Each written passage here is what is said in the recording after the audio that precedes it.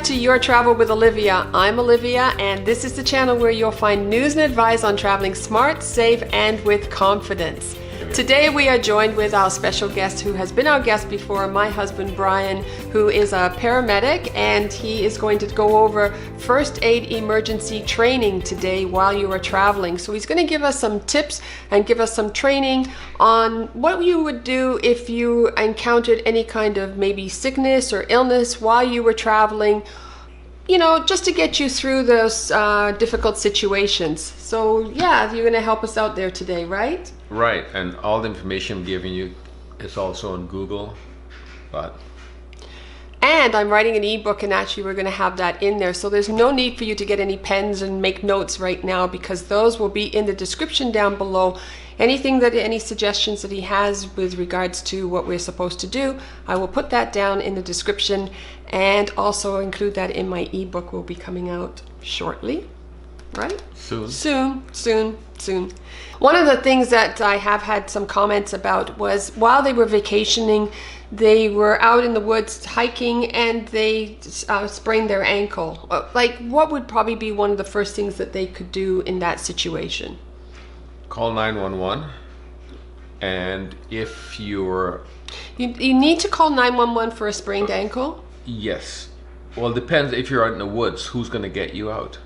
Okay, So just say, like, how far in the woods are you? Wherever you are. But I think a better scenario is if you're in your hotel room or in the hotel area and you twist your ankle, because that's when you spend most of your time. That's where or around the pool more likely happen. Right. And if the ambulances aren't available, the best splint you can do, say for a sprained ankle, is a pillow, and which you put the foot in the pillow and use tape or anything to wrap it around, and that becomes an effective splint.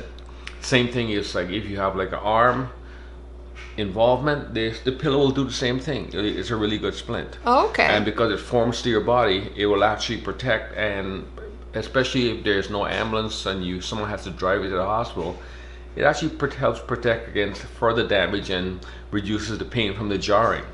Okay, and then what about applying ice, heat? Which is it? Should you do both? Should you do one or the other? Well, it depends on who you're talking about. Now they're saying it's like, don't do ice because it slows down the healing process. But I think when you first injure it, a little bit of ice, because it reduces the amount of swelling. Yeah, exactly. And then later on you can add the heat. So it's up to you. But okay, I guess you would call the emergency number, because you're never sure whether it is a sprain or it could be a fracture. Exactly. So and it's always good to let's be realistic. You all have health insurance or travel insurance. So because you are watching this channel, and so so it would be covered. Everyone who watches this channel has travel and always travels with travel insurance, right? Exactly. Okay, so what would be another scenario? And well, let's go according to your list here. You have burns. Mm-hmm.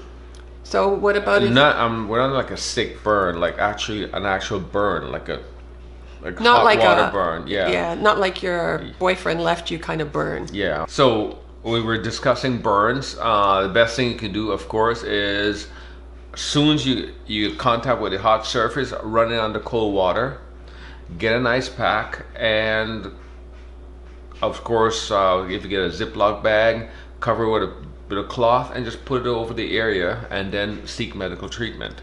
Okay. Because what you're doing is that you're minimizing further damage and further swelling, and by that you're also minimizing the pain you're going to have afterwards. Depends on where you are, if afterwards if it's like a minor thing, aloe vera, it prevents scarring. It prevents scarring. Yeah. Over 200 active ingredients in aloe vera, in the aloe vera plant. I thought it was 201, but I'm quibble. Give and take. Okay.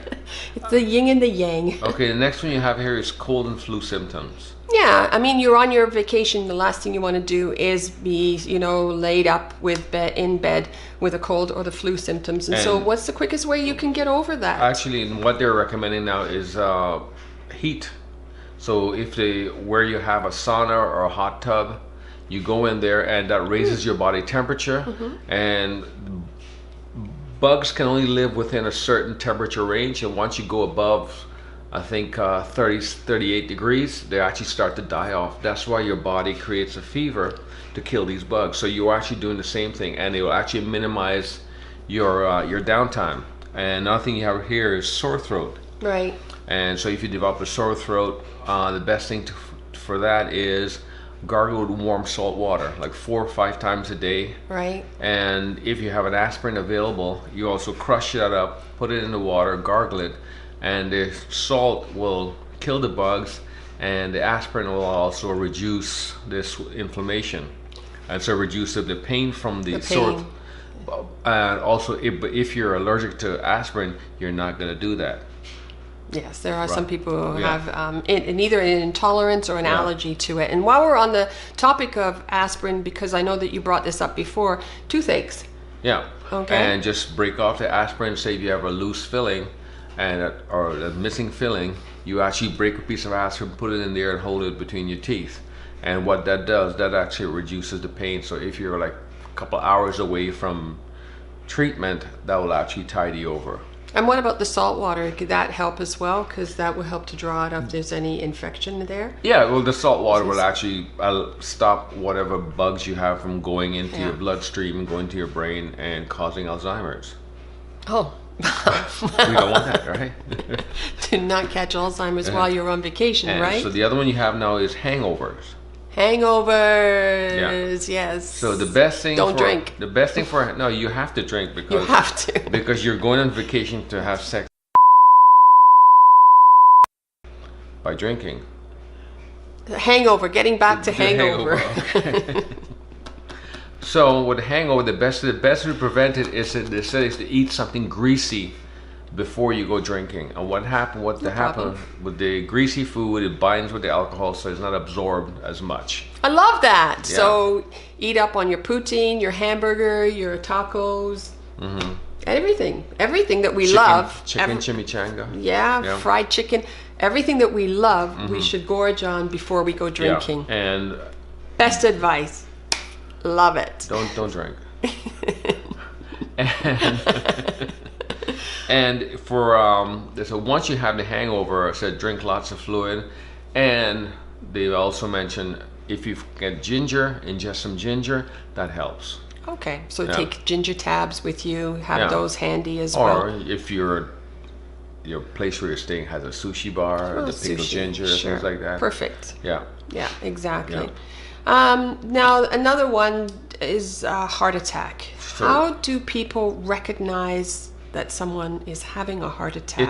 It's very difficult because, like I said, it's not everyone has the classic symptoms of left side chest pain radiating to the jaw down to the arm. Some people will have it on the right side. Some people have radiating to the back, down the right arm. Some people don't even feel pain. If you're sitting in a cool environment and you start sweating for no apparent reason and you just feel discomfort, you just feel terrible. Short of breath. You just feel terrible. The best thing to do is chew 2 baby aspirins. Yeah, or if you have a adult size, you can do that. And you must chew it. Exactly. Yeah. And then of course dial 911 or whatever number they have, or just say dial it. Or if they don't have that service, find yourself to a hospital and hope they don't kill you.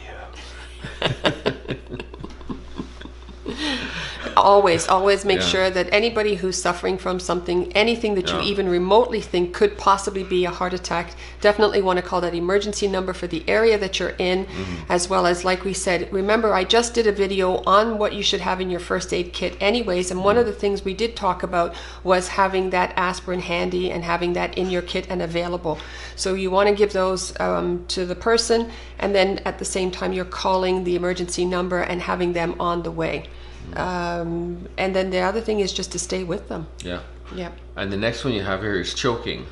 Yes. So if you're ever choking, the best thing you can remember, rather than running away and flailing your arms or going and hide in the bathroom, do the universal, especially if you can't move air. So if you can cough, chances are you're going to bring it up on your own. As long as the person's coughing, leave them alone. But if you're like, you have that side, you can't move air, it's just totally blocked, put your hand across your thing like that to your throat, and that's the universal choking sign. And if someone knows anything, they'll come and help you. If not, the best way you can clear it yourself is to put your back against the wall and slam yourself very violently against the wall, and hopefully that will jar it free. Don't eat alone. It's really sad. It's really sad. Yeah. Just go downstairs. Don't let them bring it to your room. No room service. If you're by yourself, right? Now I also have here impalement, and that's because there are times when something, kids, especially kids that are running around and then they get something that's impaled into their arm or leg or something. What's the best thing that somebody can do in this situation? The best thing is just leave it in. Leave it in. Leave it in, and just, so if you get impaled hair in the arm, just wrap something around it, protect the area, and have someone who know what they're doing remove it. Yes. Yeah. Because in case it's close to an artery and you take it out, you never know. Exactly. Right? And while it's in there, is also there's clots forming around it. Yeah. And so if you remove it, now you're going to reopen the bleeding. Very good. Yeah. Yeah. So next, let's do bleeding. If you have any kind of minor bleeding, clean it off, like running on the water. As soon as it's cleaned off, remove it from the water and apply pressure. Okay, so you're cutting onions and you slice yourself, right? And you have your hack for the regular band-aids, like the normal band-aids, they come off. So what you'll do, just butterfly it, cut the either end, and put it on. Yeah. Headache. The best thing for headache, if you don't have your pills there, is caffeine. Yes, cup of coffee. Yes. Or two. Yes, caffeine. The Tylenol, plain Tylenol, you take that and then you can have a cup of coffee with that because of the caffeine, and the caffeine helps to constrict the blood vessels and therefore less blood flow, so it reduces the... And the other thing is cold compress to the head. Temperature, like if you're overheated.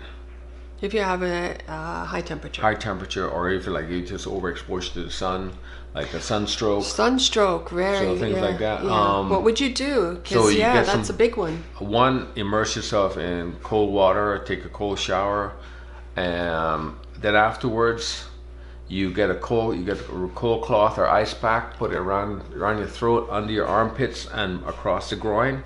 That's where all the arteries are close to the surface, and that'll cool you down very quickly. Okay, very good. If you have a nosebleeds, don't blow your nose, or tilt your head back. Or tilt your head back. Don't because do that. That will just pour down your throat, and that can cause a lot of respiratory problems, choking. The best thing to do is put your tongue on the roof of your mouth, push it forward, pinch your nose, create some internal pressure. Don't let the blood pool out or drain out. And then go forward. And that will usually stop the bleeding very quickly. If you have ice available, by just cooling the area down, because the cooler the area, the faster the blood clots. Right. Well, that's an awful lot of information that we've given you here today. Thank you so much, Brian, for giving us all that knowledge and giving us a little brief training session here on what we should do while we're traveling. These are all things that you can just put in place and have prepared. And when you go on vacation, you don't have to worry about what would I do if, or at the moment that it's actually happening, what do I do at this moment? You have the information, have that available, and then now you know how to respond to that. Whatever it is, the sickness or the injury, you'll know because you were here on this channel and you got that information. And hey, you know what? If you found value in what you heard here today, go ahead and share that with your friends and family and your peers, and let them know exactly what it is that you've learned here as well today. And if you don't have friends, let us know. We'll hook you up. So that's what we provide, that service too. Brilliant, brilliant. Okay. And don't forget to give us 2 thumbs or 1 thumb up and give us a like. Yeah, and because hey, there might be an amputee. If this is your first time visiting this channel, please consider subscribing, because I am here every single week bringing you different tips on traveling smart, anything to do with travel. Until we meet again, if you are traveling, don't forget, I wish you a safe travel there as well as a safe return home. Adios. Thank you. Thank you. Thank you. Thank you. Bye. Bye. I just want to give a shout out to YouTube for Bosses, an amazing group, a very supportive group, all brought together through Sunny Lenarduzzi, who has helped me tremendously get this YouTube channel started and continue on this journey. Well, I didn't mention it in the video because I completely forgot, but I did see this t-shirt in Avon, and when I saw it I was like, I've got to get that t-shirt. So that's where I got this t-shirt from. Boss Lady was at Avon. Hey, shout out to all of you.